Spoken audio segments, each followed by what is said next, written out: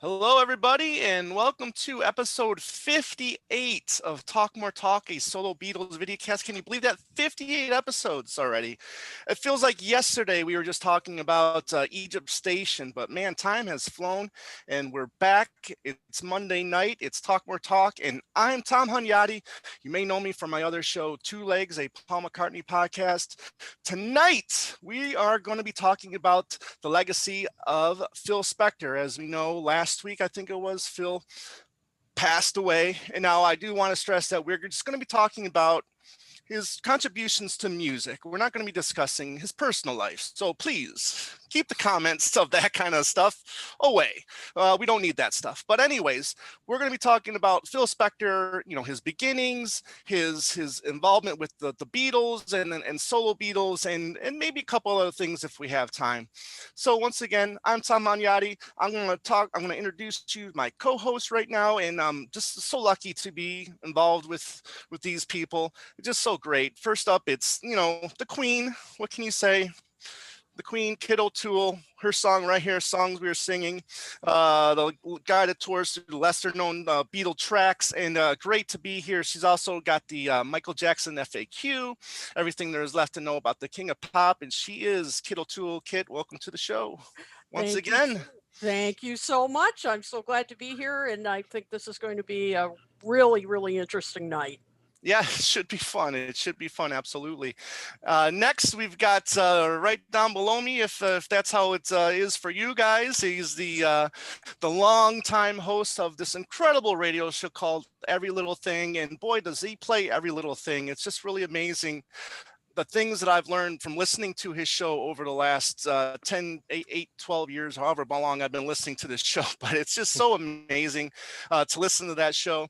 The live show is on break for the time being, but he's still doing a syndicated version, which is found wherever. I mean, just hundreds of places on the internet. Just type in Every Little Thing, and I'm sure you're going to find, a place where it's being where you can listen to it. And he's also the host of the show Things We Said Today, which was pretty much my inspiration to start Two Legs, a Paul McCartney podcast. So I want to welcome Ken Michaels. Ken, how you doing?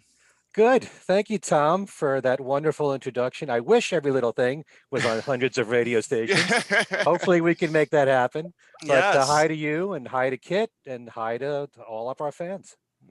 Very cool. Tonight, as you can see, we have a very special guest. Really excited to introduce him. His name is Jason Kruppa. You may know him as the host of the excellent Producing the Beatles podcast, and he's also the co-author of the upcoming book called All Things Must Pass Away, Harrison, Clapton, and Other Assorted Love Songs. Jason, welcome to the show.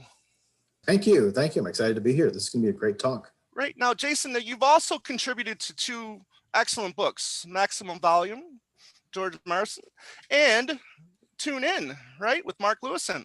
Yes, so yes. We're all good boys and girls tonight. Maybe he can let us know when Volume 2 is coming out, huh? What do you say, Jason? He's not telling me either. He just says, I'm working hard. I'm working 12-hour days.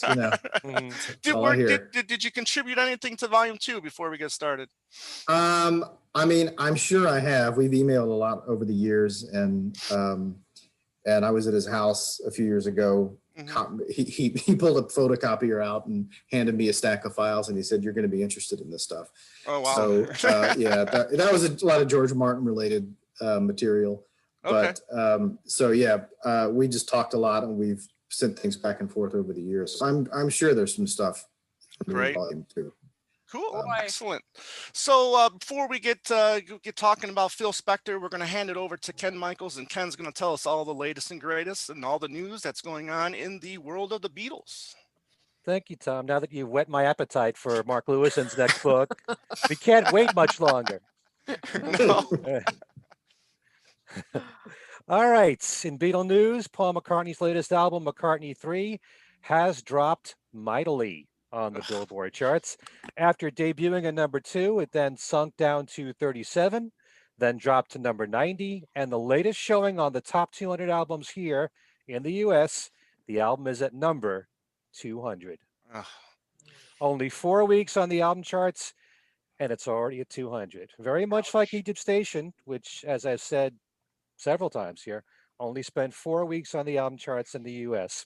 And after debuting at #1 in the UK on their official albums charts, the album then dropped to number 19, then 38, and is now completely off their top 100 album charts. Yikes.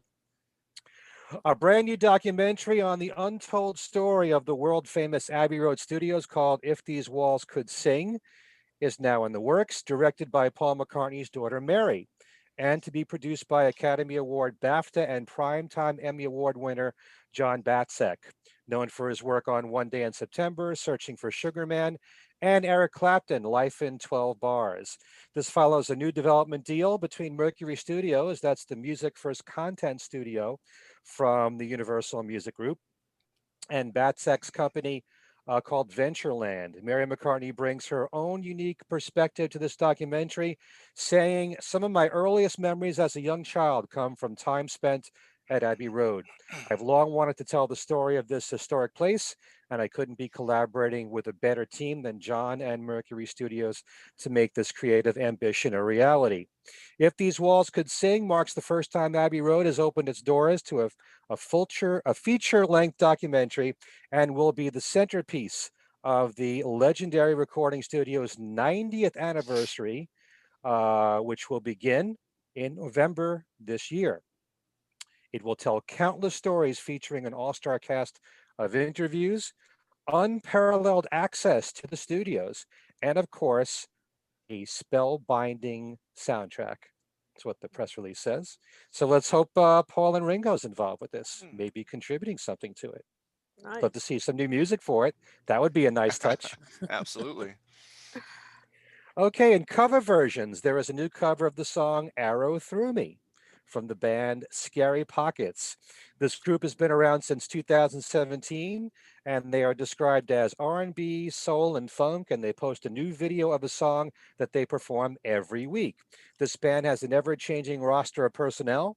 2 weeks ago, they posted their video for Arrow Through Me with Madison Cunningham as their lead vocalist. Pretty good job of this song. I don't know if any of you have heard it. I enjoyed it immensely. It's really good. If you haven't seen it, Yeah. it's good R&B. Yeah, interesting thing is that instead of having horns on it, they had the guitar player repeat the same lines Yep. that the horn players did. Yep. So It yeah. worked. Cool. Also, with special thanks to John Bazzini of the Beatles in Print Together and Solo Facebook page. Available so far only on Kindle on February 16th will be Richard Perry's new book. It's called Cloud Nine, Memoirs of a Record Producer. For Beatle fans, we know him best for producing Ringo's 2 albums, Ringo and Goodnight Vienna, but he's also produced so many more great artists: Harry Nilsson, Carly Simon, Barbra Streisand, Art Garfunkel, Diana Ross, and many others. Let's hope that there'll be, a hardcover or softcover book to go along with that. And our longtime friend Chris Engelhardt is back, the author of the books Deep Undercover and Deeper Undercover. His books have explored the many side projects of the solo Beatles, and he will have his final book on the subject coming out October 1st this year, to be called Beatles Fully Undercovered. It's an updated version of his first 2 books. And this Excellent. is something that, Tom and I have talked about this. I was a guest on Two Legs talking about side projects of the Beatles and their solo careers. In this case, with Two Legs, it's all Paul stuff.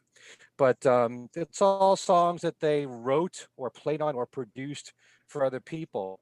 And Chris has done an outstanding job with his books. Can't wait for that one to come out. Also, we anxiously await word of the new Plastic Ono Band box set. The website for the band, which earlier said an announcement would be coming in January, now says it'll be announced in early 2021. No. I was talking about that earlier today when I went live on the Talk More Talk page. And as much as I want this box set, I'm also in a way going, okay, give my wall a little bit more of a break before this stuff comes out, So, if it's going to be another month or 2, fine. But I know we'll get it. But, the wallet is needing a much much bit of a break since the McCartney 3 fiasco for sure. Good point. Fiasco. You call it a fiasco. You've And how wallpapered many your room copies? with all the different. What? Pretty much. Yeah. My God, there should just be one room for McCartney 3. Let me tell you. All right. Unfortunately, we close our news with some past things to talk about. And first of all, the death of the legendary broadcaster Larry King, who is best known for interviewing countless celebrities on his TV programs through the years, mainly on CNN. Paul was interviewed with his then wife, Heather Mills, for one interview. Larry was also there at the one-year anniversary for the Beatles' Love in Las Vegas, interviewing Paul, Ringo, Yoko, and Olivia. Larry also interviewed Julian in 2011. Larry died at the age of 87, yet but another victim of COVID-19. Anybody want to say anything about Larry King? If you see on the back of Driving Rain, there he is. I think it's Yeah. Oh, look at that. 20. Yeah. Oh, wow. Yeah, that's the picture that he took with his little camera watch right there. Oh, yeah, that's right. Forgot about that. Yeah. You are on the ball, Tom. Hey, we got a big time guest here. I gotta step my game up. You know? I am duly impressed. Thank you. Wow, That's going to end up a trivia question on my website. Just There you wanna go. let everyone Hey, know there that. you go. Yeah. There you go. Finally, we have to announce, unfortunately, the death of animator Ron Campbell. Australian born, his career began by animating commercials for television over there. When Al Brodax brought his cartoons, Beetle Bailey, isn't that ironic, Beetle Bailey, and Crazy Cat there for production, Campbell was asked to work on the shows, and that led to his working on the animated Beetle cartoons for King Features, where it debuted in September of 1965 and ran for 4 years. Ron was also hired by Bill Hanna of Hanna-Barbera, and he relocated to Hollywood, where he worked on shows such as The Smurfs, The Jetsons, The Flintstones, Scooby-Doo, Rugrats, Rocket Power, and Ed, Edd, and Eddy. Al Brodax contacted Campbell again in 1968 from London when he was working on the Beatles film Yellow Submarine, and asked Campbell to animate many of the connecting sequences of the movie. And he ended up animating about 12 minutes of the film. Ron Campbell was 81. Wow. Sad news right there. Another piece of Beatles history. Yeah, absolutely. And gone. Yeah. Jeez. It's every year, unfortunately, more and more are leaving us, and all that history they're leaving us for us to either talk about or the younger generations to discover. And his mark has been left, and hopefully his work will be discovered in the future as well. So yeah, absolutely. Yeah. That's all the news that I have. January is a slow month. Yep. It's still amazing though, when we get together every 2 weeks, just the amount of news, even on a light week. I mean, it's still, the fact that there's news to discuss, it's still, amazing. That's the truth. Yeah. Well, you got to give credit, especially to someone like Paul, who never rests for the most part. There's always things he's got in the works. All the archival releases we have to talk about. There's so much. Yeah, absolutely. That's the truth. 100 copies of McCartney 3 to talk about. Yes, but anyway, that's a different. Is the tie-dye version coming out? Well, I'm waiting for that one.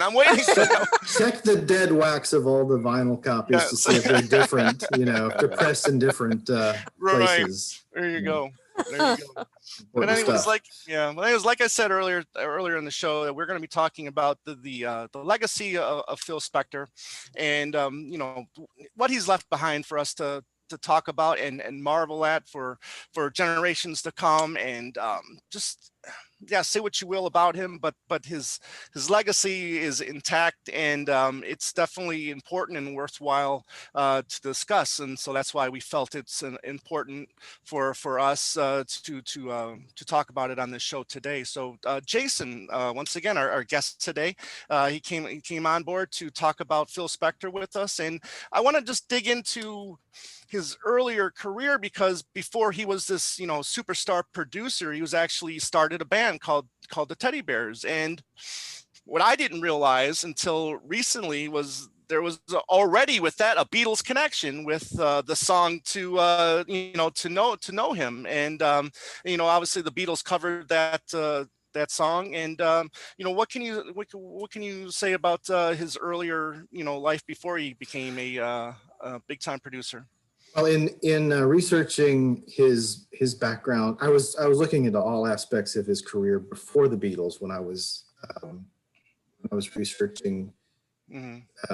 All Things Must Pass, and I wanted to know what what brought him to that point, and how his previous productions had affected these sessions, and try to pry apart what happened. So I read, I don't know, 4 books, I think. Oh, wow. And a lot of articles. There are actually quite a few interviews from over the years. And so things I learned, I didn't realize that he was musically trained. Mm. His first instrument was actually the accordion, Oh, wow. which he learned to play fairly young. His mother bought him a guitar, I think at age 13. And within a couple of years, he was really interested in jazz guitar.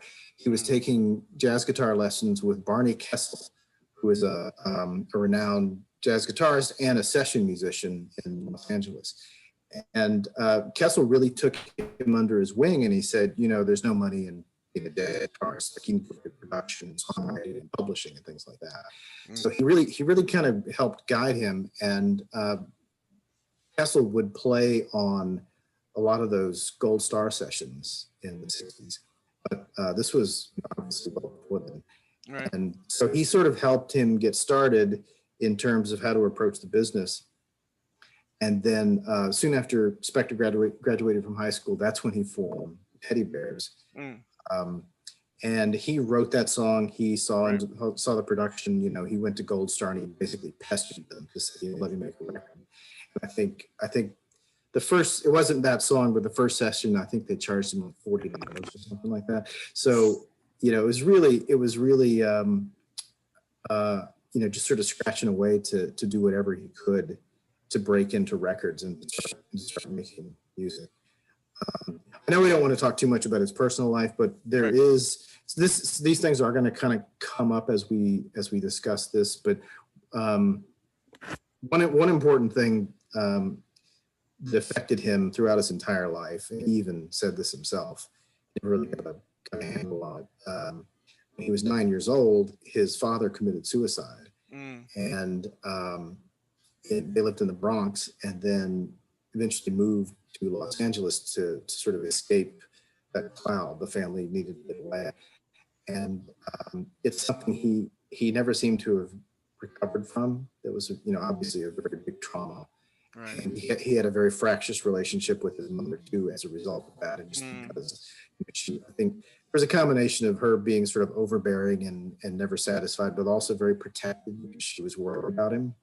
So it created this sense of insecurity in him that in an odd way drove him to be a perfectionist and drove him to success. Right. So that's a part of his personality that he it's going to come up later and manifest in different ways. Got you. So, I mean, that kind of makes sense now, because I believe it is in Ronnie Spector's book where she talks about how he was unable to give love and accept love. And I wonder if that, those early, years dealing with the death of his father and a overbearing mother or a protective mother. I mean, things like that can cause such things like that. Absolutely. Yeah.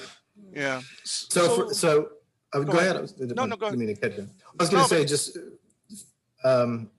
the Teddy Bears record, as we all know, went to number 1, right. And a huge accomplishment for I think they said they spent $100. It was really just cheap production, but it won an American Bandstand. It was a big hit, a big deal. He was unfortunately unable to capitalize on that and decided to move to New York, and managed to get an introduction to Lieber and Stoller, who signed to a contract, took him under their wing. And one of the things that Lieber said about him was that he noted that he had that strong jazz guitar discipline. So working with Barney Kessel, again, had a big effect on his attitude toward how he would approach music. Gotcha. So let's flash forward just a touch a little bit more, Sure. and let's stick with him getting together with Lester Sill to form what Phyllis Records, and just in creating that wall of sound that he'll be remembered for probably the rest of the time. It's just, Right. discovering or not discovering, I'm sorry, but creating that wall of sound, and the fact that he's pretty much the youngest person to head a recording studio. Would that be the right way to say it? A record label, I guess. A record label. Thank you. Okay, record label. Yeah. He was born in December 26, 1939, and right. And then by 61 he has formed this label with Lester Sill, and then they have He's a Rebel the next year, which is the first really big. I mean, he has things he's done before then. So he's moved back to Los Angeles from New York, obviously, by the time. And has formed this label, and so He's a Rebel is really the one where he begins establishing this sound, and it develops over the next few years, and he refines it. But he's pretty much got a handle on how to use the studio at this point, as an instrument. And at the time, he's not calling it the wall of sound. What he calls it are little symphonies for the kids. That's how he describes his. And he describes it as a Wagnerian approach to arrangements, which means he's taking an orchestral approach as a producer, and he's layering and he's combining instruments. That's a really important part of his technique, is that, and this is, anyone who's done orchestral composition or studied the way composers, someone like Ravel is a great example of this, the way they use instruments, combine instruments. Spector did this in a pop context, and he would take, for instance, a piano and harpsichord, several pianos and a harpsichord, and combine them and balance them so that they would create a particular sound. It would sound like one sound. Okay. Or he would take piano and guitar and electric guitar, maybe combine that sound. So he was combining all of this, and then he wanted to, obviously his aesthetic was always back to mono. He wanted to control the mix, but mono also jammed everything together, so there wasn't really any separation. He didn't want that separation. Gotcha. Wow, amazing stuff. The cast, some of the acts that they signed to that label, I guess you would say that they made their big break with this label, like such as the Ronettes, the Righteous Brothers, Ike and Tina Turner, Darlene Love, and the Crystals. So he wrote a lot of the material for them as well, right? Right. He was working with. He made some of those contacts in New York with Goffin and King and Jeff Barry, Greenwich, those kind of people, the Brill Building people. Okay. You guys might know a little bit more about. I've gone over this, but it's not fresh in my memory. So, but he did have a hand in writing a lot of these, like River Deep, Mountain High, especially, and You've Lost That Love and Feeling. That love and feeling, right? He comes up with that sort of that bridge thing, and so he's involved in all aspects of creating the song, from the songwriting to the arranging and production. Gotcha. Now, do you know how they were able to? Phil was able to meet the Beatles in that early '60s period, and then have the Ronettes end up with. They toured with them, right? Was in '64 or '66 that they did the tour with the Beatles. I think it's '64. 66. Again, I'm not 66. Yeah. Okay. Yeah. I'm not fresh up on this, but Spector was in London just before the Beatles flew over for the first time to the U.S. And I think he just showed up at a party. I think I have this right. And kind of invited himself over and he hated flying. And one of the things that he said is like, these guys can't crash. Like, it's safe. Like this is the best bed in the world, So and he made sure to be with them on that plane. I think he wanted. He was very much it was very much on his mind to be where the the hits were, people were, and he was very conscious of his image. Right. And certainly this whole time. Gotcha. So unfortunately, the label filters. I mean, it goes kaput. I mean, doesn't last very long. I think it ends in '67. I want to say, and he retires in '66. But let's just jump. Let's talk about because I think it's not really clear because I mean, obviously we're not there. How is it that he comes back to London to meet up with the Beatles? Was that an Alan Klein decision? Do we know if the others had a hand in deciding whether or not to bring him in to work with it seems potential like Let It Be project? It seems like an Alan Klein thing because at that point he's looking around. He's taking management of the band in '69. He's looking around for projects, for anything they can release. And there's Get Back. Which has gone on for months, and there's many mixes they can use in film. It's not in any kind of recent shape. So he activates that, and George had actually said years later he remembered that. Can you guys hear me? Yeah. You're still kind of breaking up a bit. Yeah, Yeah. I can hear you though. Better? much better. Yeah, right. Yeah, that's good. Okay. Yeah. Okay. I'll move. So Spector was involved with Klein, and the best I've been able to piece together is that he was looking to start the second act of his career because, as you say, he had retired, and essentially because he had done River Deep Mountain High, and the record flopped in America. It reached number 88, and it really had a profound negative effect on him. He was crushed because he put everything into this, and he thought sure it was going to be a hit. It was going to top You Wasn't Feeling, and then he just closed the doors and basically retired for a couple of years. And when he came back in '69, then he's sort of looking around for he did the Sonny Charles and the Checkmates Limited single Black Pearl, and that was a hit. And there's an interview, actually, I have a note here, they did with Rolling Stone magazine in April of 1969. And Jan Winter is asking him about other acts like the Rolling Stones and Bob Dylan, how he would produce them. And he brings up the Beatles and he says, I would like to record them in a certain way because, again, other than what they do themselves, there's nobody. I don't know how influential their producer is. I am sure they have a great deal of respect for him, and he's the fifth Beatle and all that. But I don't think he thinks the way I would think. Their ideas are so overpowering that you just sort of go along with them, and you're going to end up with something groovy. This is in April, and that piece is released in November, I think. And he does an interview. He did a couple of interviews with music magazines in London. So it's on his mind. He's clearly got ideas. Right. And I think the connection with Klein is basically was saying, well, you want to do this, come on over, meet with him and see what happens. Cool. All right. Can Well, I add- I'm going to hand it off to you right now, Ken. Yeah. Hand it off to you right now. I just wanted to say on the other podcast show that I do, Things We Said Today, we talked about this. Our last show was all on Phil Spector. And Alan Kozin had said that the Beatles actually had a meeting in late 1969. And this was with Alan Klein.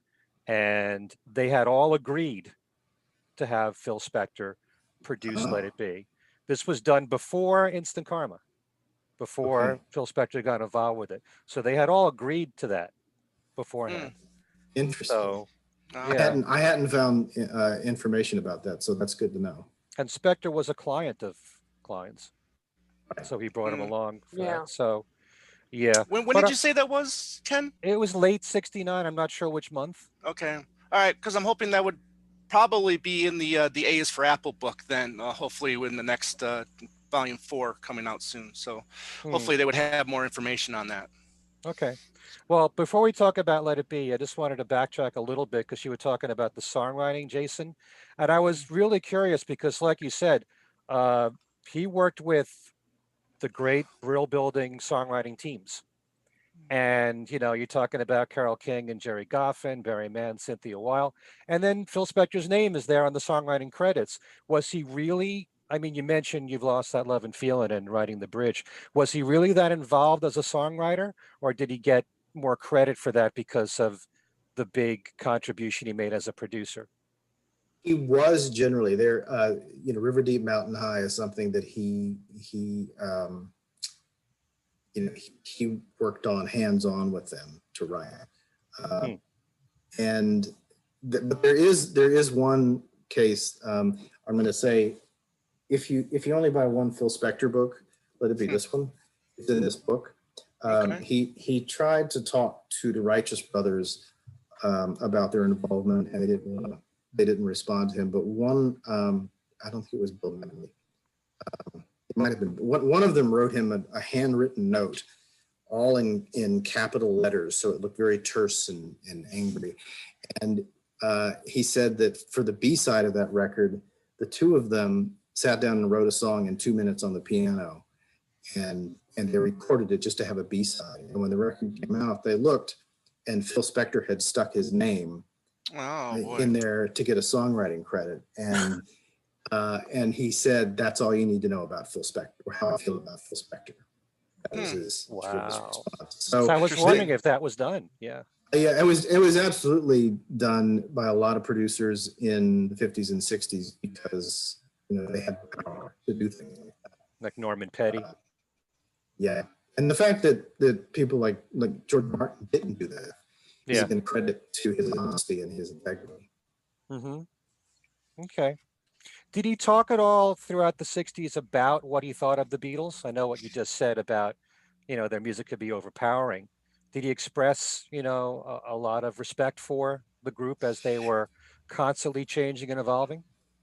I hadn't found many interviews. I hadn't done a lot of research in 64, 65, 66. I think he was so consumed with his own career. And a lot of the pieces are about him, that famous Tom Wolfe essay is, that's sort of indicative of a lot of the writing about him. In the Rolling Stone interview that I just quoted from, just before he said that, he talked about how brilliant they were and thought that Lennon and McCartney were two of the greatest singers in rock and roll, if not the greatest singers in rock and roll. So he had tremendous amount of respect for them. I don't know in terms of like between 64 when he first met them and ongoing, but I think he was probably certainly aware of what they were doing. He had his ears out for everything. Yeah. Can you talk about, was Phil Spector an influence on the Beatles themselves? I can pinpoint one example of something George Harrison said, and this was in the Beatles anthology, and he was talking about his song "Think for Yourself," and that on Bobby Sox and the Blue Jeans, who Phil Spector produced, they did a recording of Zippity Doodah, which had distorted guitar in it, and he wanted to have that kind of sound for "Think for Yourself," and that's how you had the fuzz box with the bass, the distorted sound for that. Are there examples you can give of Phil Spector being an influence as a producer or in any other way on the group?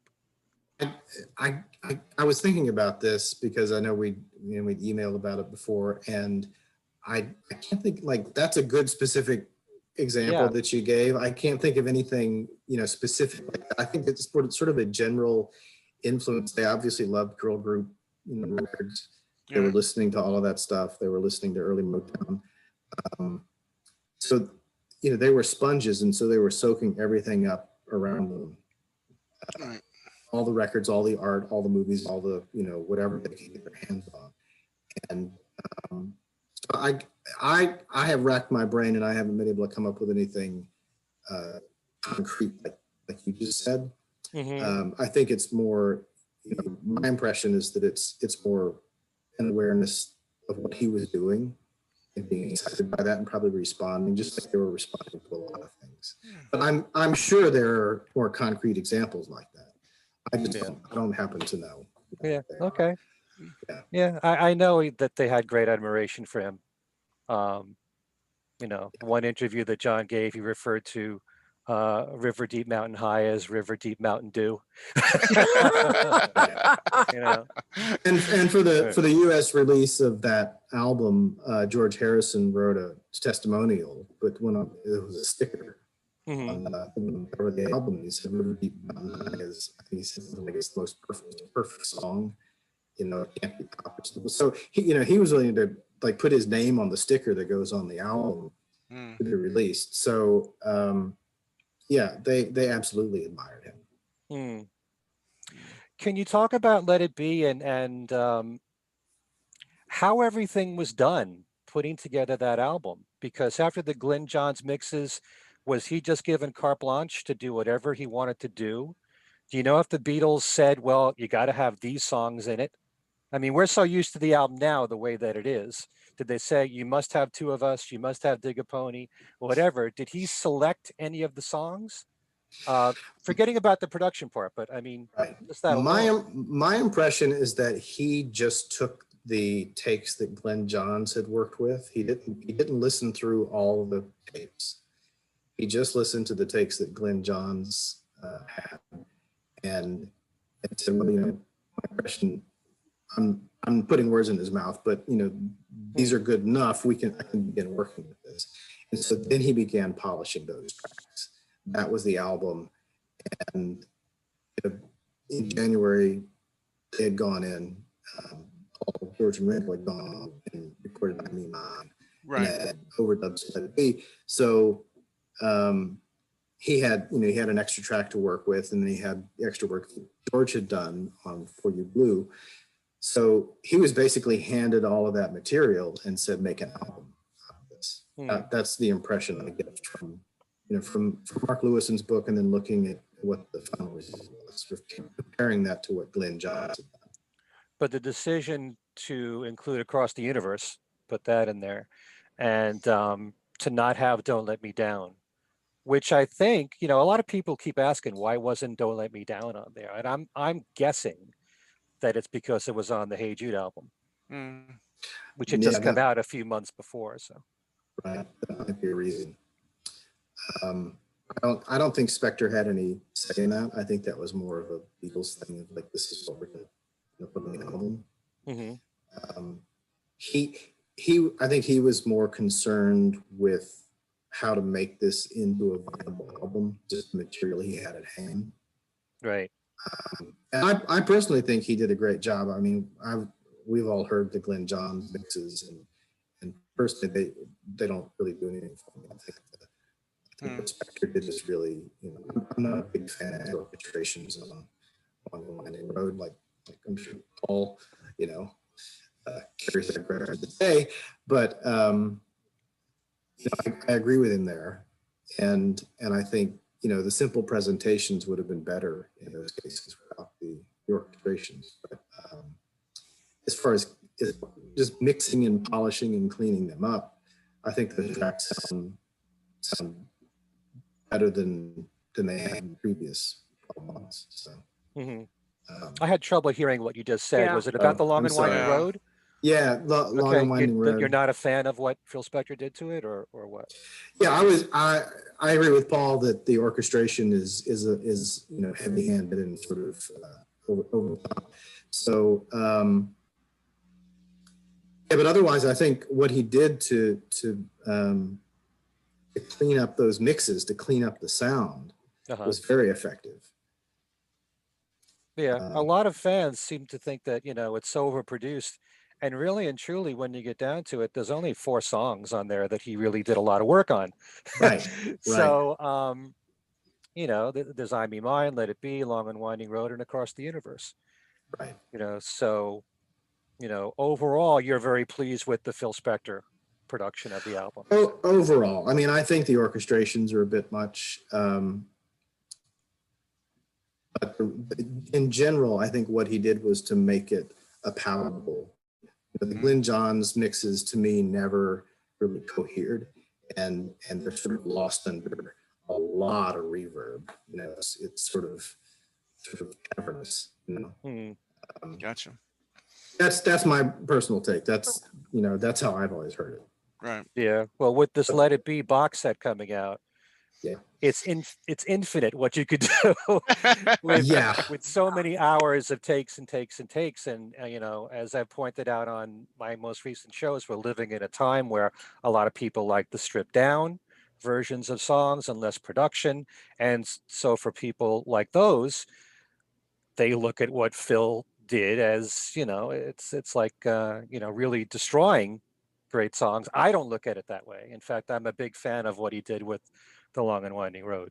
And Yeah. I've always said that if something's a success and the single itself was a success, it hit #1 in America, that Sure. means that the public heard it, the people liked it. And the album went to #1 that way. And I don't adhere to this opinion that everything the Beatles did went to #1, because it's not true. They had singles here in the States that didn't hit #1. So the Right. public then didn't have this feeling of overproduction or anything like that. And that's how they responded. And there are a lot of fans now that think, oh, it would be a lot better if it was less production. But I also understand Paul's point of view, because this was all done without his approval, and it went out that way. And I was questioning on my other podcast, I thought maybe it went out that way partly because they had a deadline to meet because of the film coming out. Although Alan Kozin said they still could have pushed it back and just did a remix. So I don't know what your feeling is about that, for that particular song anyway. Well, Ringo would later say that Paul had listened to the dates and signed off on it, and so he said he didn't hate it. And I think, I don't know, in writing about this, I was really thinking about what is Paul's mindset here, because he's really cut himself off from Apple and the Beatles, and he hadn't talked to John in months, and he's really focused on his own album. It's sort of like his coping mechanism for what they're going through, this sort of high stress period. And at one point, he changed his phone number and didn't tell anybody, so Alan Klein and Spector couldn't get in touch with him. And this is just right on the eve of this release. They're going to start pressing records, and Spector sent them all a note and said, "There's anything you want to change, let me know. Big stuff is going to be harder, but little things are easier." And he and Paul didn't get in touch in time. And so by the time he acts and decides that he wants something changed, they're already pressing records. Yeah. Okay. That's the timeline that I put together, just from looking at various sources.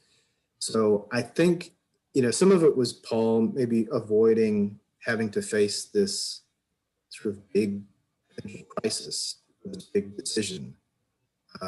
He admitted, that he was sort of going through a nervous breakdown then, and it was a very tough time for him emotionally. So I can understand he was maybe pushing this away and not wanting to deal with it.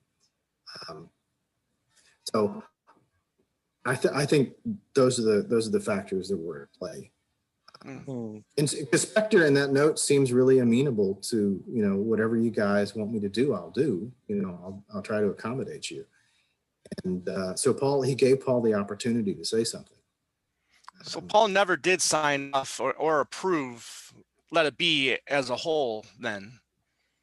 Well, Ringo said that he talked to him after they got the test pressings, and he said I think his exact line was, he didn't hate it. Like, he didn't say, "Oh, this is terrible," Okay. these strings on my song and all this. Right. So, he maybe wasn't enthusiastic about it, but he didn't trash it and lose his mind and, Right. and feel like his work had been taken away from him. That was a later development. He's also put out in his solo career several different arrangements of The Long and Winding Road. And when he performs live, it's very similar to the Phil Spector arrangement. Right. Yeah. Right. Which is, that sort of speaks for itself. Yes, Mhm. that's true. And also something that, again, I brought up in the other show, but the arrangement that was done was not Phil Spector. It was Richard Hewson. Mhm. And nobody ever points that out, Right. really, because it wasn't Phil Spector's idea to have a harp, on the record. But then you could also say Phil had he oversaw everything, and he could have mixed certain instruments up hotter than he should have. But how do you feel about that between the arranger and the producer? I think, my impression from reading about how Spector worked is that he communicated with the arranger what he wanted, and maybe wouldn't give specific, like I want the violins doing this, the harp doing this, and but I think he would give general instructions, and I don't think it was any mistake that there was 50 musicians, on that recording. So, it wasn't like he said, "Oh, just give me a small ensemble," and then the arranger came back with this arrangement for 50. I mean, I don't think that happened. I think Spector probably specified, like, broadly, this is what I want. Whether he sketched, anything out, I don't know. I interviewed John Barham by email, who did the string arrangements for All Things Must Pass, and we'll talk about that dynamic when we get there. But he worked a little bit on, I think he did I'm forgetting now, if he did the vocal arrangement for Long and Winding Road or Across the Universe. I forget. I'm blanking on this, sorry. Okay. But he had some role in that himself, and he apparently was just sort of left to his own devices for what he was writing. Okay. He said he didn't meet Spector at that time. So it was probably through Richard Hewson. And so, my impression is that he was given a certain amount of freedom to score the way he wanted to within, certain parameters that Spector had set. Yeah, and Paul didn't take it out on Richard Hewson because he ended up working with him again. Right. Right. Exactly. On Thrillington. Thrillington, and he also did some work on Wildlife. Yeah. So yeah, we're still having some trouble hearing you, Jason. Yeah. Just letting you know you're cutting out a bit, but Mhm. just letting you know. Mhm. Okay. Does it help when I'm louder? Yes. Oh yes. Yes. Okay. Yeah, I think when you're sitting back too, I think it's Yeah. Back like this? yeah, there you go. That's better? Is this better? Yes. Oh, much Okay. better. Right now. Okay. Yes. Right now. Yeah. Let's do the whole thing over. Yeah. All right. I mean, I could get my podcast microphone and we could really, Yeah. fancy this up. Okay. All right. We'll Let me pass you over to Kit now. All right. Okay. Well, let's move on to the solo years, since of course that's what our podcast is all about. And so when the Beatles break up, we'll of course Spector goes on to work with John Lennon and George Harrison, and we'll talk about George. I always forget which, but there we go. George in just a second There here. he is. There he is. He's peeking behind me. But we'll talk about John first, because the John Lennon Phil Spector working relationship has always kind of fascinated me, because the two of them, I mean, they obviously did some great work together, but they also were such strong personalities. And I've heard outtakes, and we'll get to the rock and roll sessions in just a second, because that's a whole other level. Yeah, But definitely. yeah, but even before that, I mean, they really, they could really be screaming at each other now, and yet they really put out wonderful work. I mean, Imagine, of course, being a prime example. Right. What do you think was, how do you think they could work together? I mean, what do you think each of them brought to the table? I mean, what drew them to each other to work together? That's a really good question. Spector had tremendous respect for John, I think. But he also knew that it was beneficial to him, his professional career, to ingratiate himself with John. And one thing Klaus Vormann told me is that Phil was always very kind to Yoko. He recognized her importance in John's life. He said that in interviews, subsequent interviews, that he recognized that Kyoko was such a big deal and that she deserved respect. And he actually spoke out in her defense about how people had mistreated her for years. So I think some of it was, strategy, where he's, I have to be nice to the wife, but also recognizing that she played an important role, and she wasn't just, she wasn't just the wife. She was somebody that John was close friends with, deeply involved with creatively. So there's that aspect. As far as what drew them to each other, yeah, that's a good question. Again, mutual respect, certainly, for what the other did. I think, everybody was impressed at the Instant Karma session when George said that, he stopped by the Apple offices and on his way to the session, and he saw Phil there, and he said, "Phil, come on." And Phil said, "Oh, I can't, I haven't been invited." He's like, "Oh, come on." So he drags him to the studio. And John would later that year say, "Oh, well, I told Phil I want it just simple, right? Just 50s, give him 50s." But George remembered that Phil was kind of hanging out in the back of the control room, not saying anything. And they're just playing, they're, running through the song, and George comes in, he's like, "Do something, like produce," Right. So Spector steps up, and apparently nobody knew that he was there.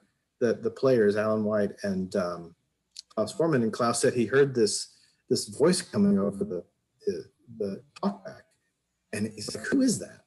He didn't know what was going on, but the guy's giving instructions, and he's telling Alan White to take his cymbals off his drums, and he takes control of the session, and they get a take, and then they come in and listen to it. And Klaus said that Phil had a shirt on that said something like, I think it had his name, Phil Spector or Phil Spector on it. Right. And he said the playback was outrageously loud. It was just overwhelming. And he said the difference between, like, you play it in a studio and you hear it acoustically, the difference between that and going in the control room and hearing it produced, even at that sort of like basic track level, was really impressive. So I think, that process of putting that together and how he took charge of that session made an impression on all of them. And, obviously George, because he would use him for his album, next, but it obviously had an impact on John too. He never heard his voice that way. Right. Yeah. Well, and of course, famously, John didn't like the sound of his own voice, and so he probably liked that as well. And also, I was thinking as I was preparing my notes for tonight as well, that even when John didn't work with Phil Spector, when he produced himself, I mean, things like Number 9 Dream, Mind Games. I mean, you could definitely hear that Phil Spector influence. I mean, with that echo and so forth.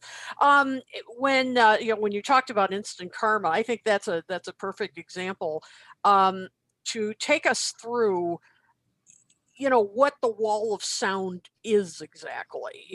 How did he achieve that? With that, what is called the wall of sound? Well, Instant Karma is a little different in that it's not the classic Phil Spector wall of sound. He's using a lot of tape delay, and he's using reverb, in a creative way, and he compressed John's voice. And I think that's when you get that effect, a really powerful effect on his voice. The wall of sound, though, there's a producer named Phil Chapman, who I'd read an interview with when I was doing this research.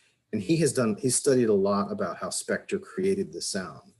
And one of the things, as I mentioned before, is he was combining instruments, he was layering, but he would begin with, and this will sound very familiar when we talk about All Things Must Pass and Badfinger on acoustic guitar, he would start with several acoustic guitar players playing the rhythm, and then he would add the bass, and then he would build up this really strong rhythm track.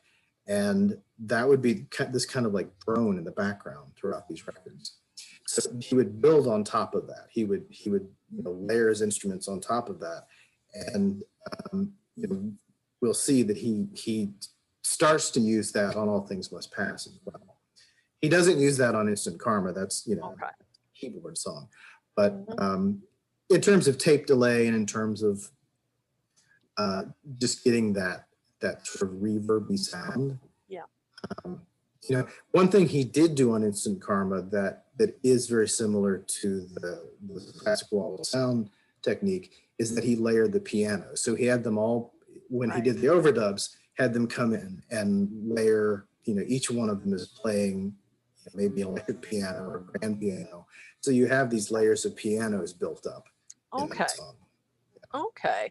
Oh, interesting. Okay. So, and this is, by the way, folks, what is so great about his Producing the Beatles podcast, because Jason really explains these things very well, because I've read some other things about the wall of sound, and sometimes it can be extremely, technical, and you get bogged down with technical details. And Jason is really good at explaining just the detail, but in English, what it is. So thank you, Jason. I really appreciate that. You're welcome. You're welcome. I feel like I understand it a little better now. So folks, check out his podcast. We'll plug it again later, but I just want to mention this.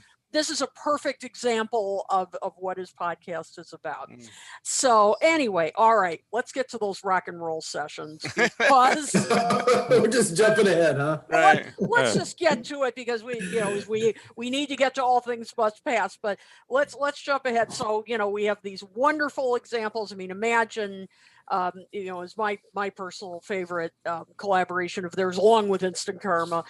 But then we get to the rock and roll sessions, and things don't go quite as well, do they? No, not quite. Yes. So, does anybody else want to start on this? Because I have things to say. Go for it. Go for it. I wrote today. I was making my notes, and I said it's tempting to say that these sessions started because of a lawsuit and then ended with a bunch of lawsuits, which isn't exactly accurate. That's a pretty good summary, though. But it is a cloud. There is this sort of like cloud of lawyers hanging over these sessions, which is not good. I don't care what's happening. But then there's a lot of really bad behavior going on at these sessions. It's like John and Phil are trying to outdo each other. So, God, where do we begin?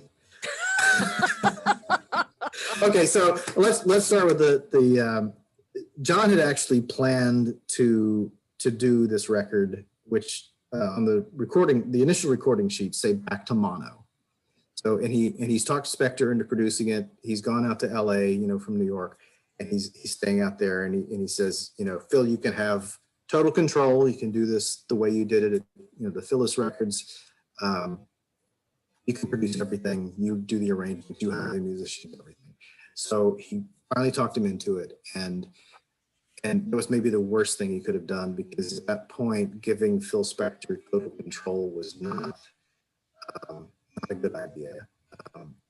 He had begun drinking heavily and using uppers at this point, which hadn't been a constant thing for him. That's something he brought out years later, is that he really, in the 60s, when he was running a record label, he was working all the time. So he was not drinking, he was not doing any kind of drugs.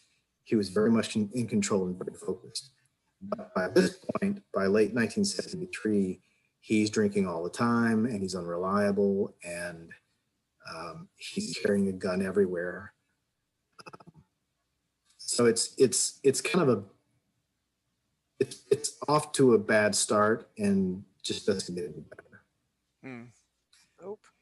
So they started A&M Studios in Los Angeles, and they do 11 sessions. They do 11 sessions in Los Angeles, but they start October 17th, and by November 28th, they are thrown out of A&M Studios because of shenanigans. And somebody spills a bottle of whiskey on the control panel. Phil shows up in a surgeon's outfit, maybe as a reference to John calling himself Dr. Winston O'Boogie, maybe just because Phil thought it would be fun to wear a surgeon's outfit, scrubs and whatever. Perfectly normal. Perfectly normal. That was normal in the 70s. Absolutely. Right. Maybe he was on his, on his way to a showing of Rocky Horror. Who knows? Sure. No, that actually wasn't out yet, was it?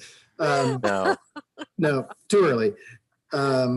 But he fires a gun in the studio, and John freaks out and says, "You're never going to kill me, but I need my ears." And there's that take of Just Because, which is really an incredible arrangement. But there's that drunken take that you can hear if you Google it. It's on YouTube, where John is just he's a total mess. He's just sloppy and not hitting the notes, and he's saying obscene things, and it's really, really ugly. So it's a mess. And unbeknownst to John, Spector was taking the tapes away every night to his house, and when it reaches the point where they can't go any farther, and they've sort of gotten too far out of hand. He tries to get tapes from Phil, and he can't reach him. He can't get to him. So the project is effectively in limbo. And then John goes back to New York. He produces Pussycats with Harry Nilsson. Right. And then he records an entire album, Walls and Bridges. Yep. And somewhere around this point, he does get the tapes back from Spector, but Capitol has to pay Spector $93,000 in order to get the tapes back. Wow. And let me find this quote. It was such an odd number too. 93. I was going to say that's very specific. 93,000. It's what I guess he was building the record company. And he was saying that these were the production expenses that he had incurred. Okay. Yeah, I thought that's oddly specific. Yeah. So he did call John at one point and said, "I have the John Dean tapes." That's all he said to him. And John Dean is Nixon's counsel. And he's implicated in the cover up of Watergate and the Nixon tapes, right? So he's making a really weird, sarcastic. This is somewhere in maybe early '74. It seems like. Spector's in a car accident in March, and has a lot of lacerations on his face and scalp, and that's why he starts apparently wearing wigs in later years. He's pretty badly beat up. So finally, they make an arrangement. Capitol makes an arrangement with him to pay him this money. And this, if you want to know more about this stuff, this is an excellent book, "Maybe You're a Rich Man" by Stan Sucher. Talks all about suing the Beatles for fun and profit. That's the subtitle. And it goes into great detail about all of these cases, from the Come Together suit, which has to do with the rock and roll sessions, the My Sweet Lord, to all these other mix-ups. But it interviewed one of the executives from Capitol, and he said he had sent one of his executives over to get the tapes from Phil, and he waited for him for 90 minutes, and when Phil showed up, he was carrying an axe.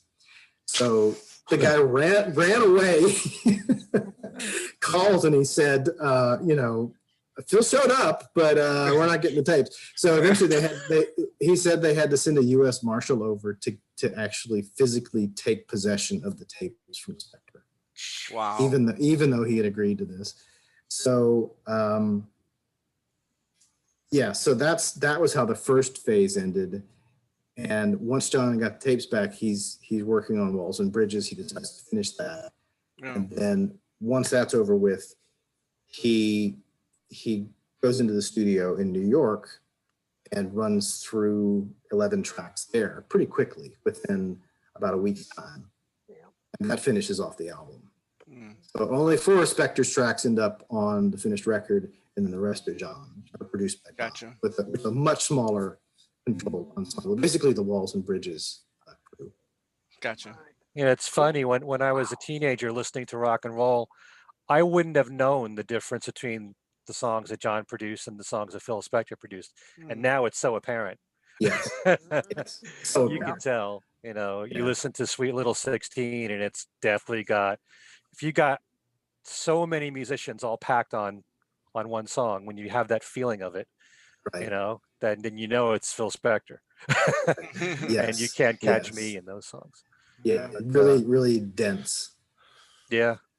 Gotcha. But like I said, I think the arrangement for Just Because is really, I like that personally. I mean, it's different, but there's something interesting in there to me. But obviously there's a rehearsal tape that floats around from the day before they started recording. So the 21st is the rehearsal day. And they're just running through songs very loosely. And those have such a great feel to them. And you lose a little bit of that in the actual sessions. It's still there. The arrangements are still there, but to me, it just feels looser. They're rehearsing, they're not really trying to get a finished take. And there's some energy in those recordings that, sort of to me gets at what John was going for in those sessions, that kind of rock and roll energy. Yeah. For some reason, I don't know why, many of the songs that John worked on with Phil Spector, these oldies, he slowed them down in the arrangement, like Just Because, like Sweet Little 16. Yeah.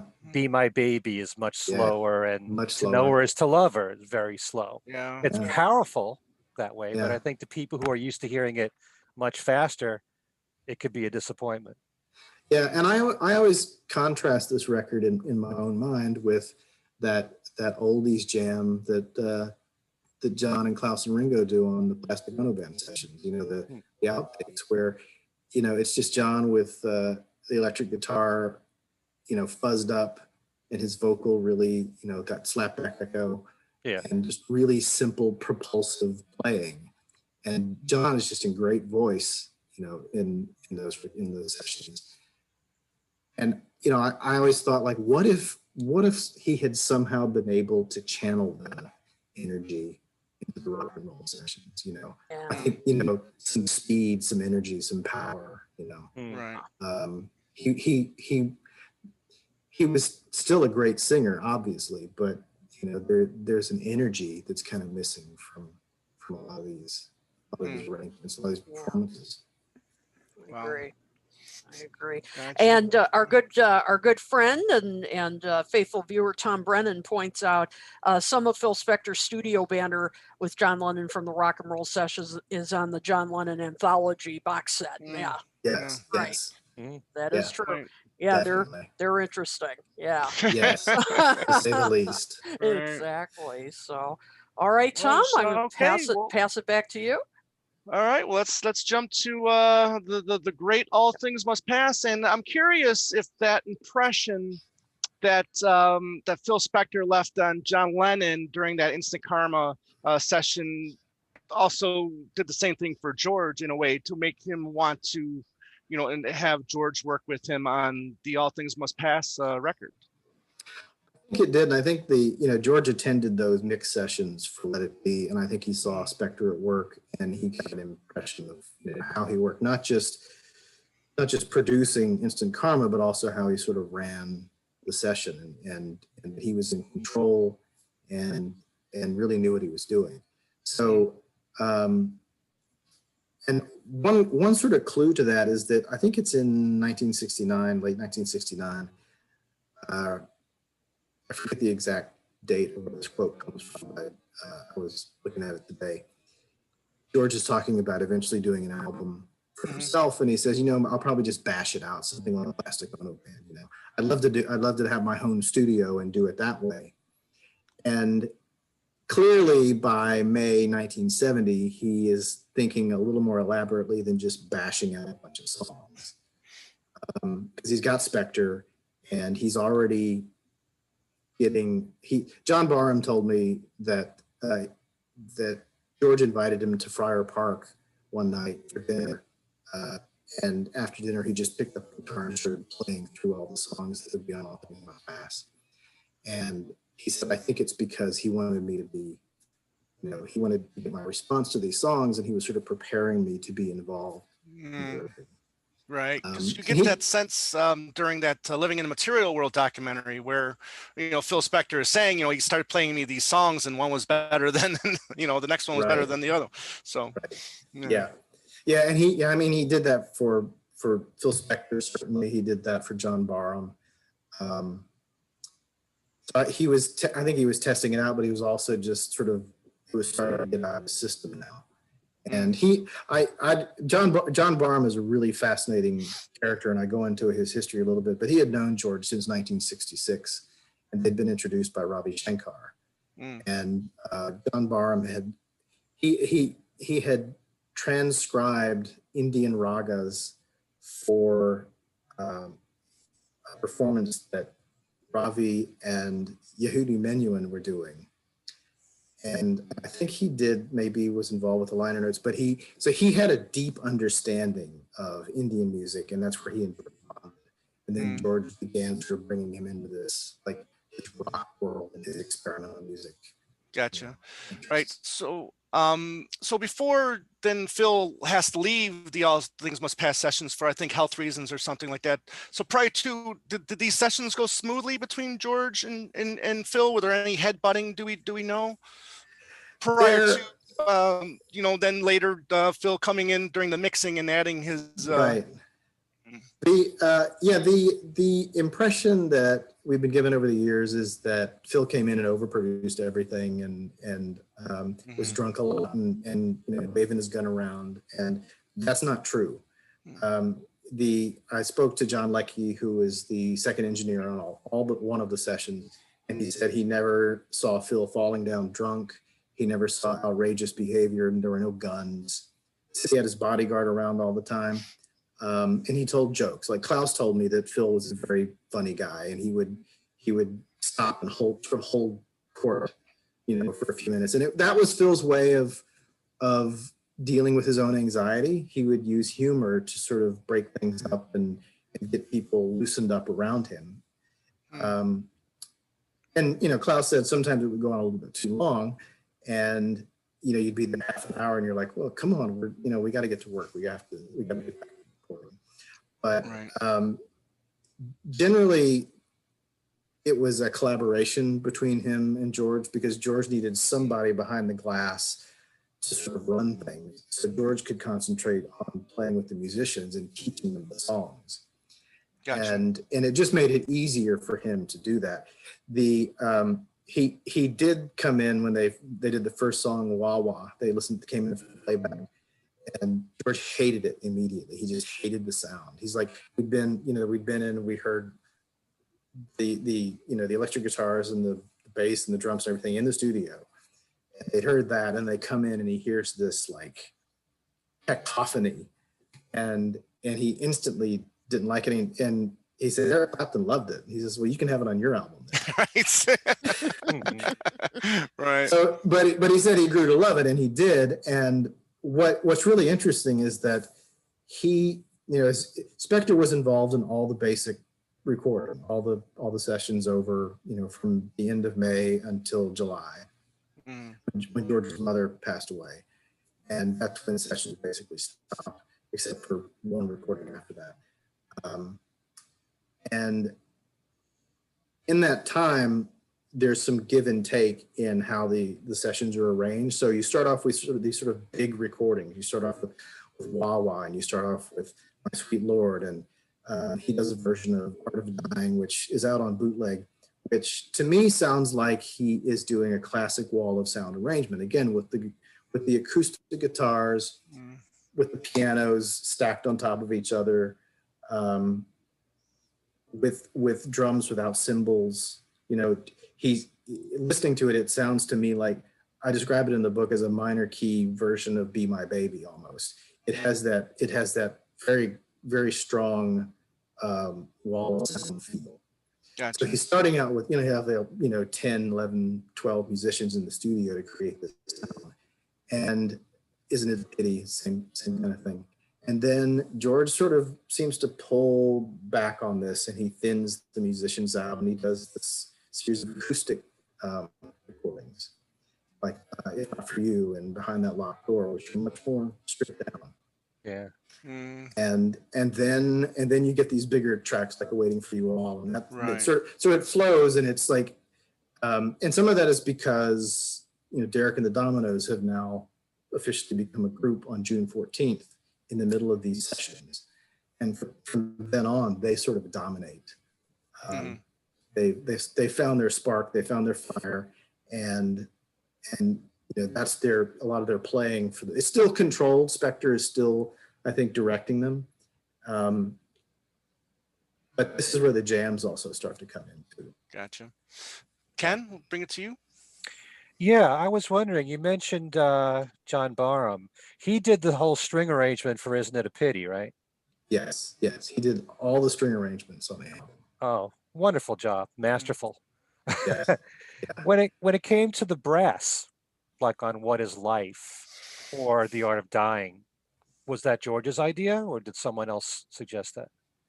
I think it was George's idea, and it was also there's also that alternate take or alternate mix that's on the 30th anniversary set with the piccolo and the trumpet. I forget, but I think that's what it is. I asked John Barham about that. He said, I didn't have anything to do with that. I think George did that himself. He had the musicians come in and tried to relay what he wanted to them, and he just wasn't satisfied, so he ended up not using it. But what John Barham told me is that George sat with him at an old piano, at an upright piano at Friar Park, and they sat and they played through all the songs, and George would play through sort of a melody line of what he wanted for the string parts, and he left it to John Barham to work out the inner voicings. So George really had more of a full idea of what he wanted, all with all the instrumentation, I guess. Yeah. It was, the idea that Phil Spector overproduced this record, or was, there is that big reverb sound, but again, as we know, Spector wasn't really around much during the mixing, so it's really more down to what Ken Scott and George did, and that's kind of what they were drawn to. Whether it was because of the example of Phil Spector's rough mixes, building off of that, or whether they just thought this is a good idea. This is how these songs are going to sound best. These recordings are going to sound best. I want to clear up one thing, because sometimes there's confusion. I know online they've been debating this. With My Sweet Lord, I've always heard that George did all the backing vocals on that song. He is the George O'Hara Singers. And then in the 30th anniversary one that came out, he mentions these girls' names in the credits as though they're part of the George O'Hara Singers. Do you know anything about whether or not it was all George? Because I actually wrote to Ken Scott about this, and Ken said it's definitely all George. What Chris Thomas told me, because Chris had played on Isn't It a Pity, and then he came in to that was at EMI, and then he came into Trident when they were doing overdubs, and because they wanted to overdub something, a Moog synthesizer part or something, and he walked in there playing back My Sweet Lord. And he says he hears all these voices and all these guitars, and he goes, "Who is that?" And George goes, "That's me." So I guess that confirms, what Ken Scott's memory was to me. And you probably read, you may have read this. They would slow the tape down just like they would do on Beatles sessions, and George would sing it. And then when you run it back at regular speed, that raises the pitch of the voice. So it sounds like, if you played it isolated, it's going to sound like Mickey Mouse. But when you play it in the context of this larger arrangement and all of these backing vocals, all these stacked vocals, it gives it a richness. Right. It must have been a ton of work, though. Oh yeah, doing the backing vocals on that song. Because they were still using 16 tracks, so yeah, he would do 4 tracks of vocals. They would bounce that down to 1 track. He would do more tracks of vocals. They would bounce that down to a track. So who knows how many times he actually overdubbed his voice. I'm wondering if you're familiar with, just a few days ago, Anthony DeCurtis posted an interview that he did with Phil Spector, and it was fascinating. Yeah. He said it was circa 2001, it had something to do with the 30th anniversary of Imagine, and he's comparing what it's like to work with John and with George.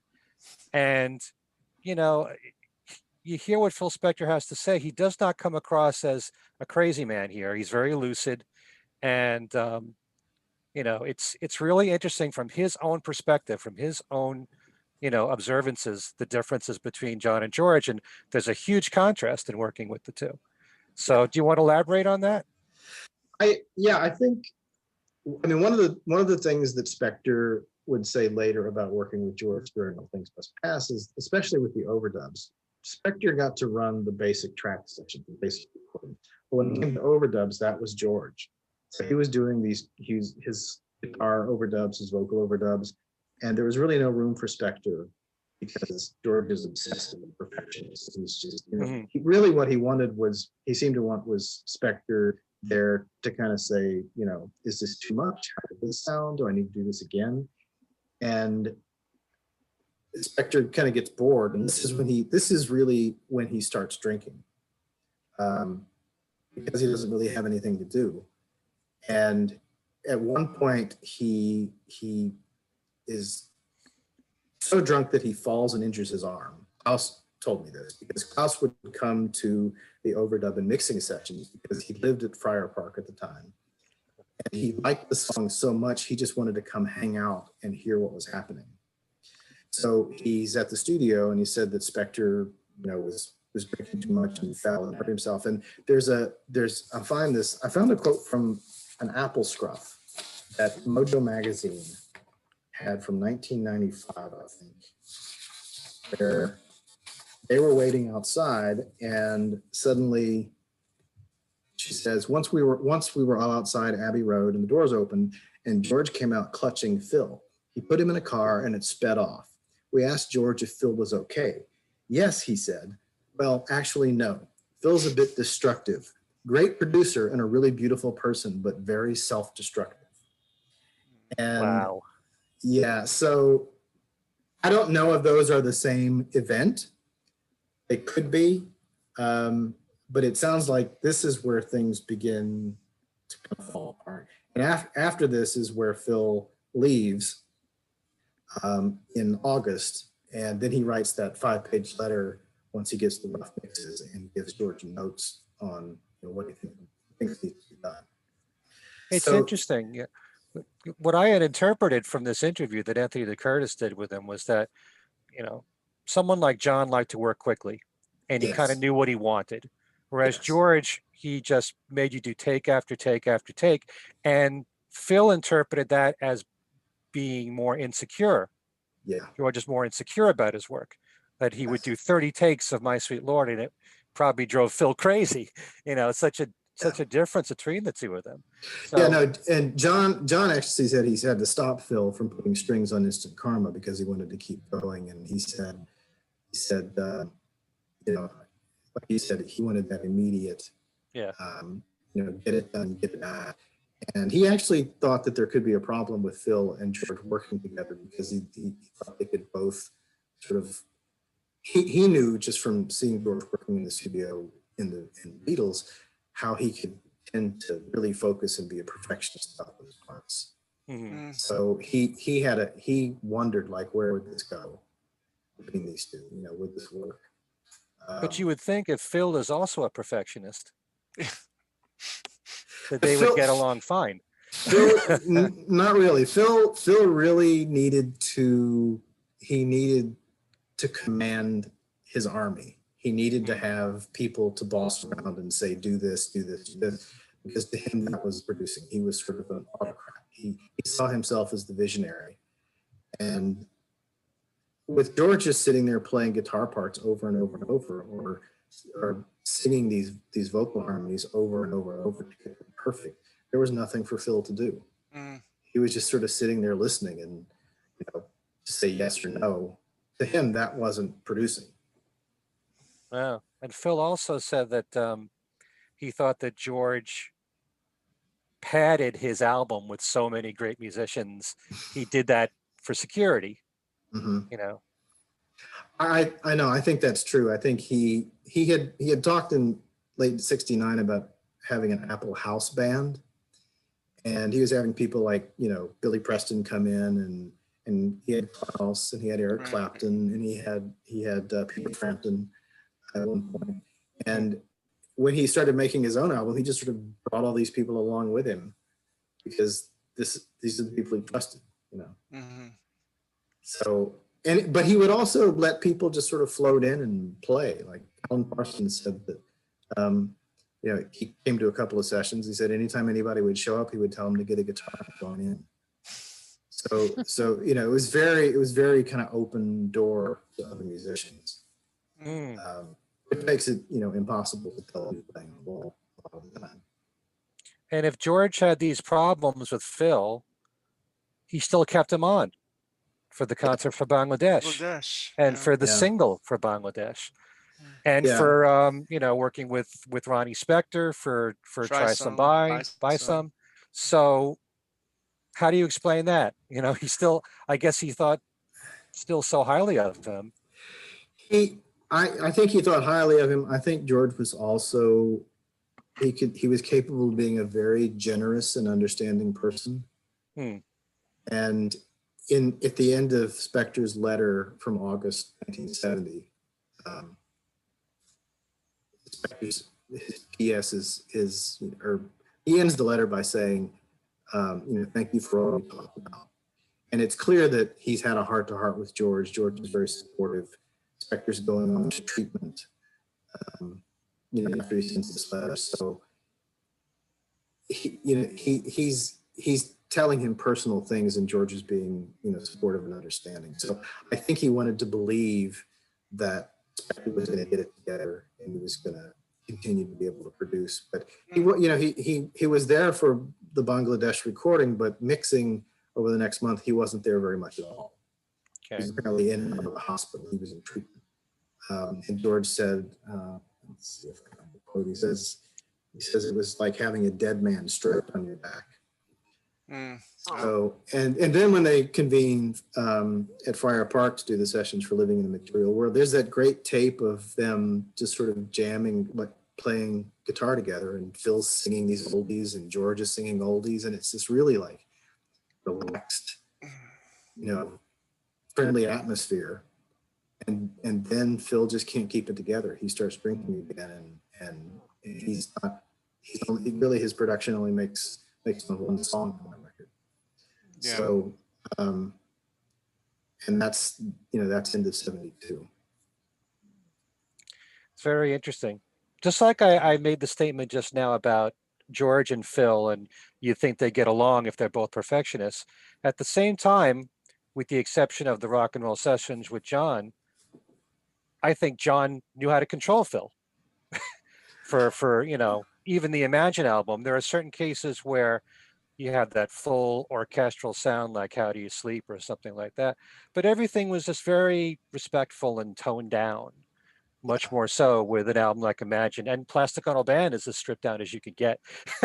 So, and Phil really isn't on Plastic Ono Band very much at all. He shows up late. There's that ad they place in the trade papers.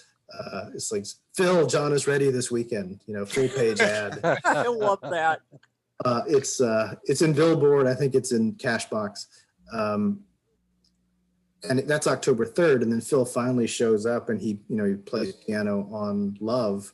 And if you've heard that, the session tape circulates. If you've heard that, I've with Chip Madiger and I have written an episode on the Love recording, the two sessions that produced that song.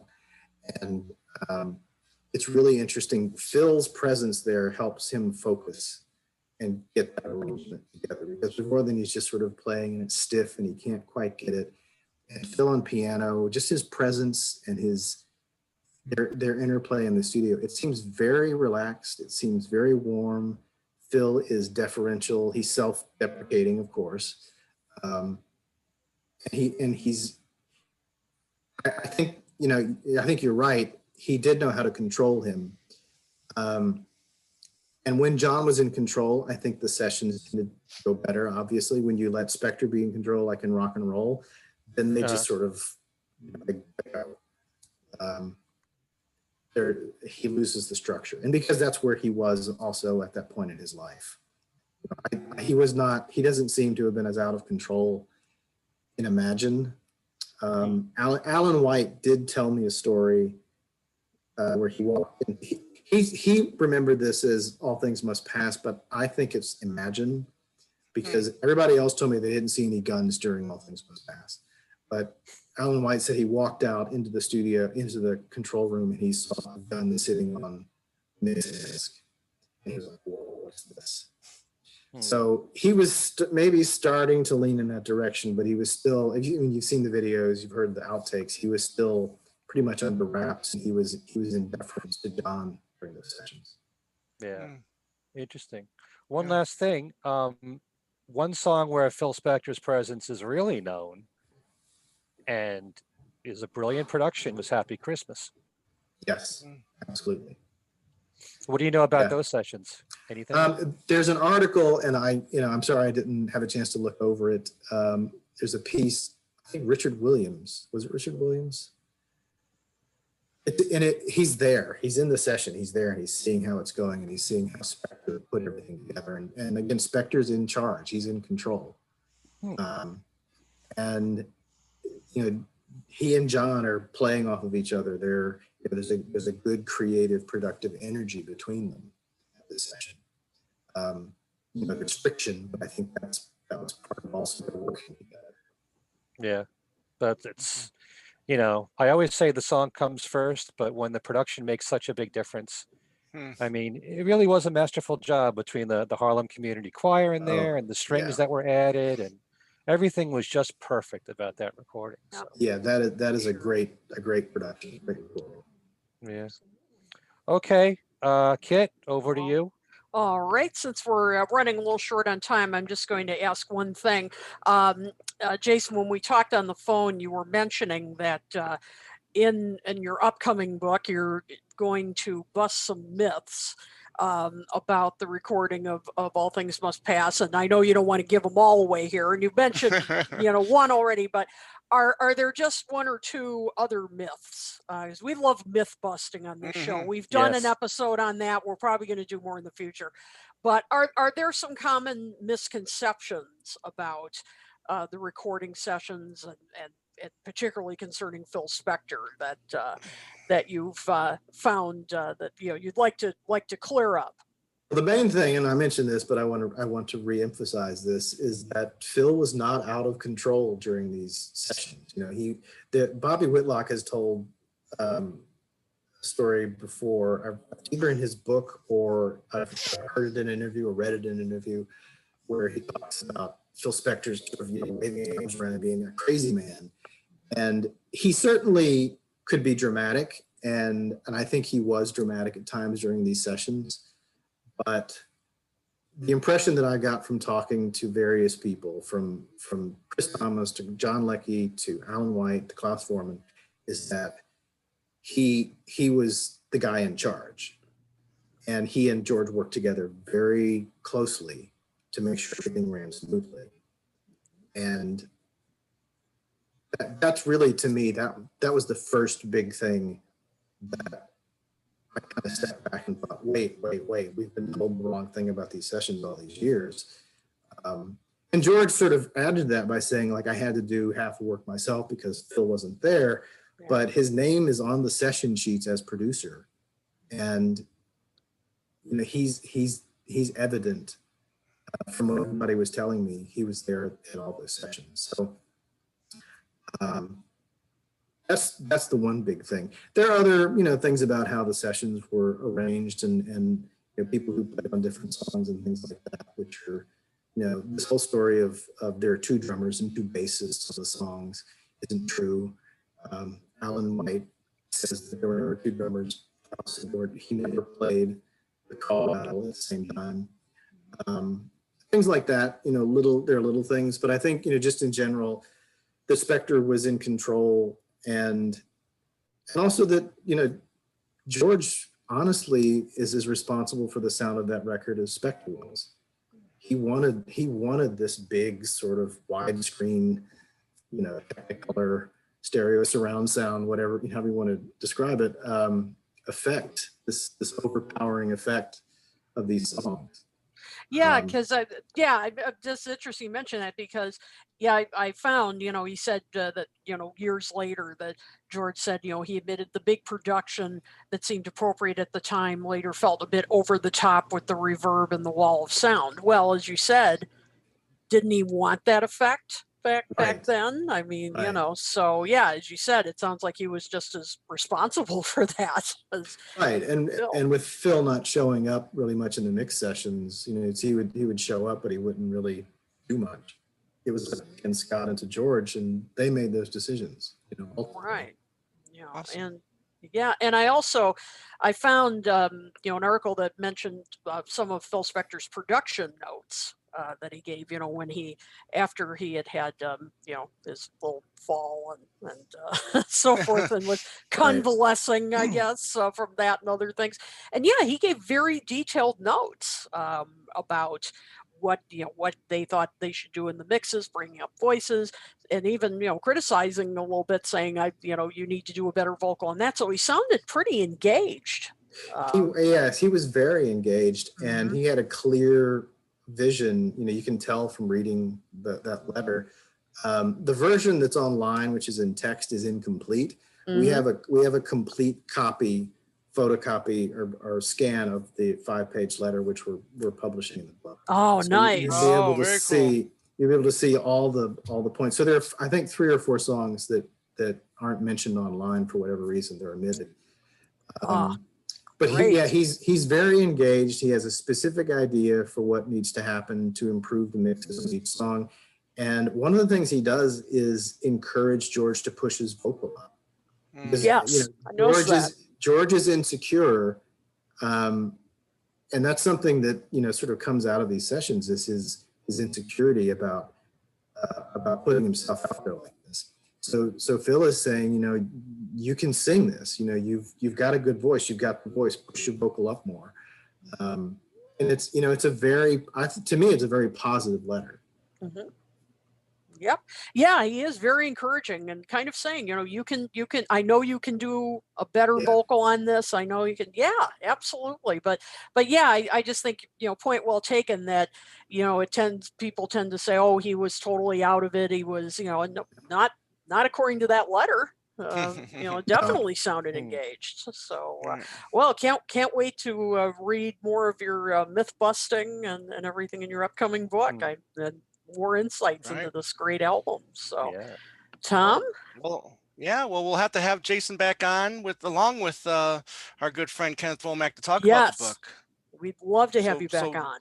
Please save some time for that, Jason. Appreciate it. I will. That. Thank you. I'd love to. Awesome.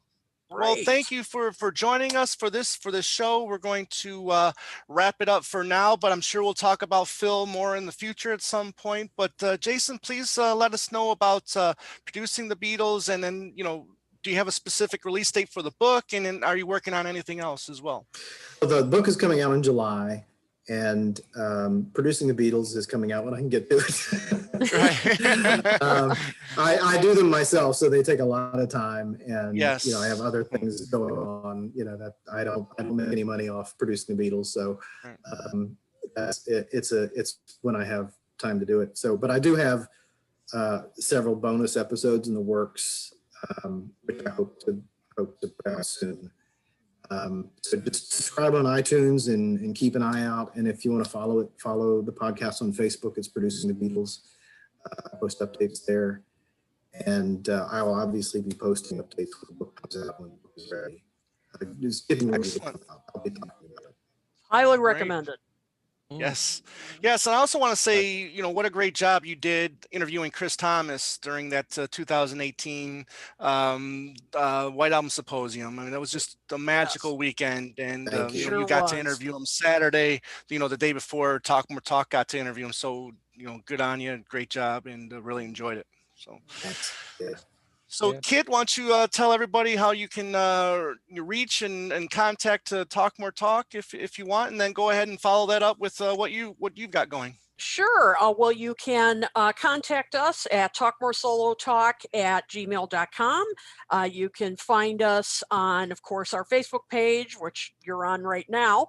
And so you found us, and you can you can follow us on Twitter at talkmoretalk1. That's the number one. We're also we have a web page, talkmoretalk.com, and of course you can find us on YouTube, on our YouTube channel. Please subscribe. We're getting close to 1,000 subscribers. Yes. So tell all your friends, tell your neighbors, tell your enemies, tell everyone you know, subscribe. We're almost there. We're almost there. And like Jason, you can find us on iTunes, on Spotify, on iHeartRadio, virtually everywhere. So wherever you get your podcasts, you can subscribe to us there. And as for me, this Thursday I start my History of Motown class. Wow. And wow. yeah, That was quick. It's coming. It's coming. Can't believe it. This was like months ago that I agreed to do this, and now it's almost here. So it starts this Thursday, January 28th, and then it goes February 4th and then February 11th. There's still time if you're listening before January 28th. There's still time to sign up for it. You can sign up. I have the link on our Talk More Talk Facebook page, and it's also up on my Facebook page. So sign up. It's going to be really fun, lots of music, and I've got a lot of information. I've been doing a lot of research. Jason, I know you can relate.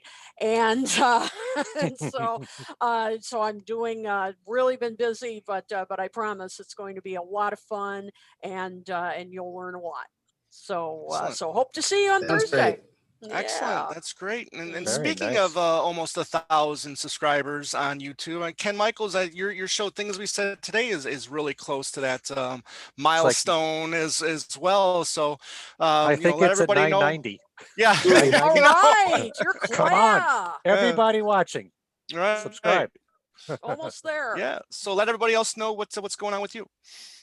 Well, I've got my syndicated Beatles radio show called Every Little Thing, and this week there's a brand new episode, and it's my Beatles by the Numbers show. That's all songs, a full hour, songs with numbers in the song titles. Ah, cool. 3 songs in a row with the number 3.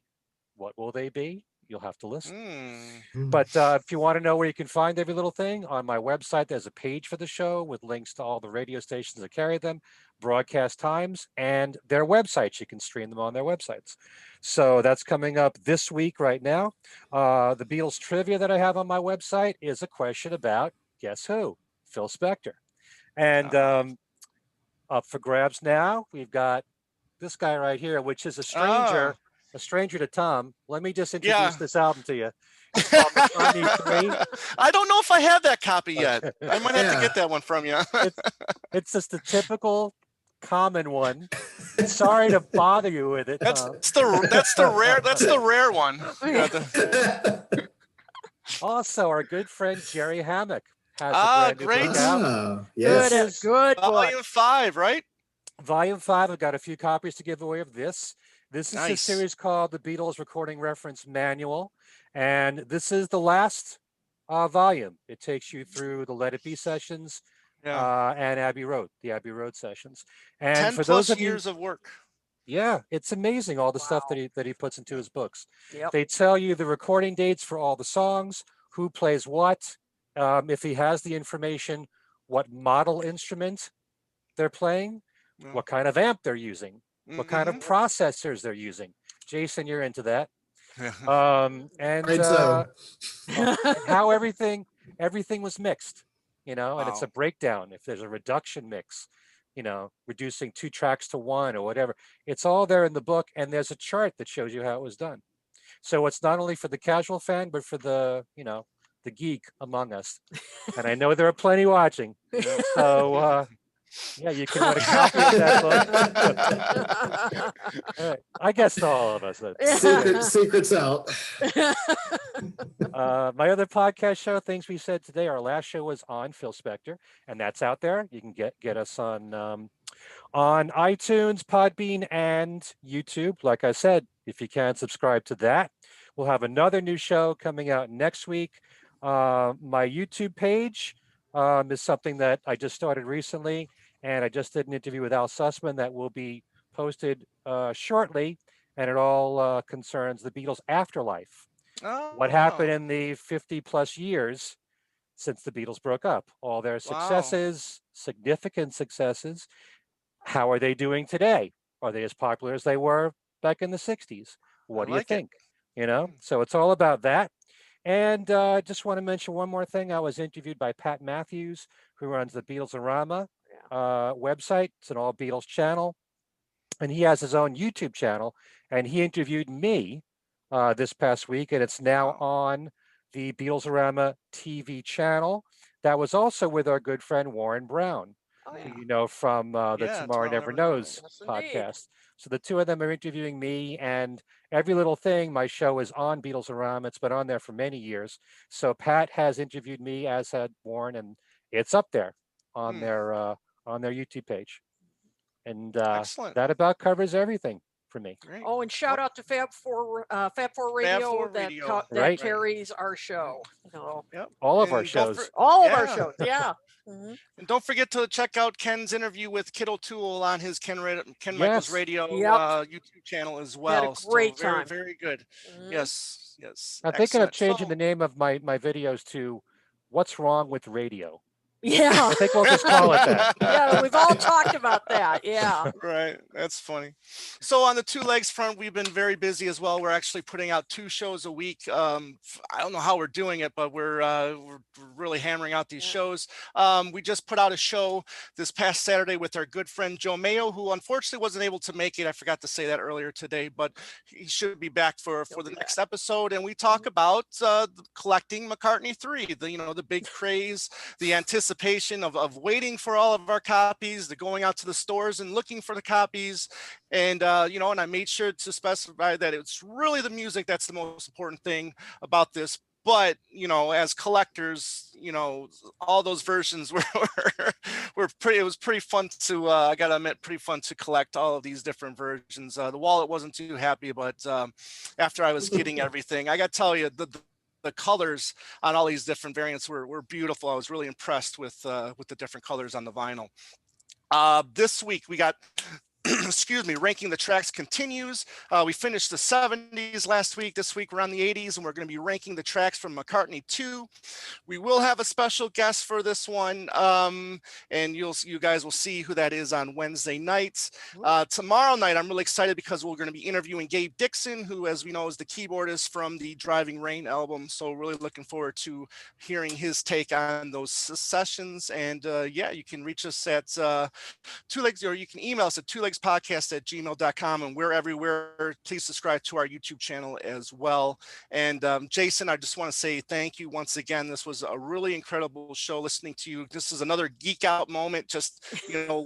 learning, which is what we're here for, is to learn stuff that we may not have known. And I definitely learned a lot about Phil Spector. So Sure. thank you very much from the bottom of my heart for coming on and talking to us about that. So if there's nothing else to add, everybody else is good. I think Okay. so. All right. Good.